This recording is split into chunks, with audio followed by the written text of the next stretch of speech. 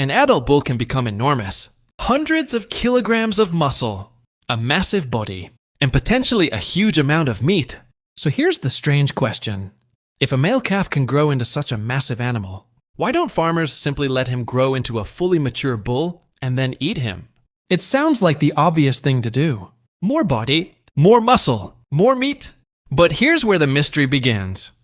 The beef you eat usually doesn't come from the animal you might expect. And there is an even stranger question. If farmers don't need a particular male calf for breeding, why would they sometimes change him before he ever becomes a bull? The answer isn't that bull meat is dangerous. It isn't poisonous. And humans absolutely can eat adult bulls. So why does the modern beef industry often prefer something else? Because somewhere between a tiny male calf and a massive adult bull, humans discovered that bigger doesn't always mean better. And that simple decision changed the entire life of the male cattle we eat. Today, we're going to uncover why the bull you imagine might not be the animal behind your beef. Before we solve the mystery, we need to understand one important difference. Not every male cattle is a bull. A young male cattle is called a calf. If that male is castrated, he is called a steer. But if he remains intact and grows into sexual maturity, he becomes a bull. And this small biological difference changes almost everything about how the animal is raised. A bull naturally produces much more testosterone than a steer. That hormone affects the way his body develops. He tends to build a larger, more muscular frame. His behavior can also become more aggressive and difficult to manage. And his body becomes increasingly focused on one major purpose: reproduction. A steer, on the other hand, develops differently. So when farmers decide what to do with a male calf, they're not simply asking, how much meat can this animal produce? They're asking a much bigger question. What is this animal going to be used for? And that brings us to the most important job a bull can have. Imagine a farmer has a healthy young male calf. He could eventually become hundreds of kilograms of beef. But there's another possibility. He could become a breeding bull. And that's where his value can suddenly become much greater. A single bull can breed with many cows. That means one carefully selected male can contribute genetics to a large number of calves. His genes can influence characteristics such as growth, body size, fertility, health, and meat production in future generations. So a farmer may look at a young male and see something very different from a future steak. They may see the father of the next generation of cattle. But this creates an important problem. Not every male calf has the genetics, health, or characteristics needed to become a valuable breeding bull. So, what happens to the others? For many of them, the answer is much simpler. They become steers. Castration has been used in animal husbandry for a very long time. The basic idea is simple. A male calf that isn't needed for breeding can be castrated and raised as a steer.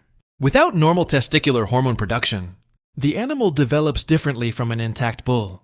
Steers are generally easier to manage. They tend to be less aggressive, and their growth and fat deposition can be more suitable for certain beef production systems. That last part is particularly important, because when people buy beef, they aren't simply looking for the largest possible amount of muscle. They also care about tenderness, flavor, juiciness, and fat. A massive animal isn't automatically the animal that produces the most desirable steak. And this is where our original mystery starts to make sense. More muscle does not always mean better beef. Here's something many people get wrong. Bull meat is not bad or poisonous. People absolutely eat it. In different parts of the world, meat from bulls and other mature cattle can be part of the food system. So why does bull meat often have a different reputation from the beef? We commonly see in supermarkets. One major reason is age and muscle use. A mature bull is an active animal. He may walk long distances. He may compete with other males. He may spend years maintaining a large, powerful body. Those muscles are heavily used. As cattle mature, changes in muscle structure and connective tissue can affect tenderness. Mature bull meat can therefore be leaner and tougher than the meat consumers often expect from younger beef animals. But there's an important detail. Not every bull is the same. Breed, age, nutrition, genetics, and management all affect meat quality. So the real issue isn't, can you eat a bull? The answer is yes. The real question is raising a mature bull the most efficient way to produce the kind of beef people want? Usually that's where the economics become complicated. Now imagine two animals. One is a young steer raised specifically for beef. The other is a mature breeding bull. The bull might weigh considerably more. He might have much more muscle. At first glance, it seems obvious which animal should provide more valuable meat. But raising an animal costs money. A mature bull needs feed every day. He needs land. He needs handling. He needs veterinary care. And, if he's being kept for breeding, his purpose isn't to become beef yet. His economic value comes from producing calves. If a farmer keeps a bull for several years, only to slaughter him later, those years of feeding and management have to be considered. Meanwhile, a beef animal can be raised toward a target market weight and then enter the food system much earlier. So farmers aren't simply maximizing the amount of meat.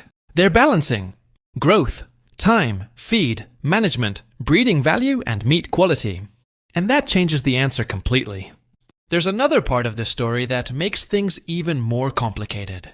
Dairy cattle aren't primarily raised for meat. They're raised to produce milk. But a cow doesn't produce milk indefinitely without reproduction. She has to give birth to calves. And roughly half of those calves are male. Now there's an obvious problem. A male calf can't grow up to become a dairy cow. He can't produce milk. So what can happen to him? Some male dairy calves can be raised for beef. Some may enter specialized production systems depending on the country and market. And a small number may eventually become breeding animals if their genetics are valuable. But many dairy breeds were selected primarily for milk production, not for producing the most efficient beef animals. Their body shape and growth characteristics can be very different from specialized beef breeds. So once again, humans are faced with the same question. What is this male animal actually good at producing? And the answer depends heavily on the genetics humans have selected. Thousands of years ago, cattle were not divided into the highly specialized categories we see today. Humans gradually domesticated cattle and began selecting animals for useful characteristics. Some animals were better at producing milk. Some grew larger. Some developed better meat characteristics. Some were stronger and more suitable for work. And some were better suited for reproduction. Generation after generation, humans kept breeding animals with the traits they wanted. Eventually, different cattle breeds became highly specialized. Today, a dairy cow and a beef animal can look dramatically different. A dairy animal may have a body shaped around producing large amounts of milk. A beef animal may have a thick, muscular frame. And a breeding bull may be selected, specifically for reproductive performance and desirable genetics. So humans didn't just domesticate cattle, we gradually redesigned their jobs. And once those jobs became specialized, the value of a male animal could change, dramatically depending on what humans wanted from him. Now we can return to the original mystery. If bulls can become enormous and produce a lot of meat, why not let every male calf become a bull? Because most male calves don't need to become breeding bulls. A cattle operation only needs a certain number of breeding males. Keeping many unnecessary bulls would mean spending resources on animals that aren't contributing enough to reproduction. And mature bulls can also be more difficult and potentially dangerous to handle. A young male that isn't needed for breeding can instead be raised as a steer. That animal can be managed specifically for beef production. So the system becomes something like this. Best breeding genetics, potential bull. Male not needed for breeding, often steer. The goal isn't to prevent bulls from becoming food. It's to decide when an animal is most valuable for breeding and when it is most valuable for meat. And that distinction is the key to the entire mystery. Breeding bulls don't live forever. Eventually, a bull may become less fertile. His physical condition may decline. A younger bull may have better genetics, or the farmer may simply decide that another male is better suited for the herd. So what happens then? The bull can leave the breeding herd and enter the meat system. In other words, a bull can have two completely different economic lives. For years, he may be valuable because he produces calves. Later, he may become valuable because of his body and meat. This is why saying, "We don't eat bulls," isn't really accurate. We do.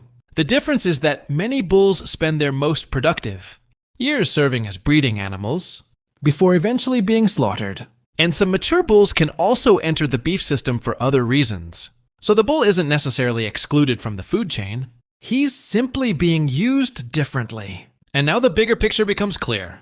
Humans took one species of animal and created an entire system around different jobs.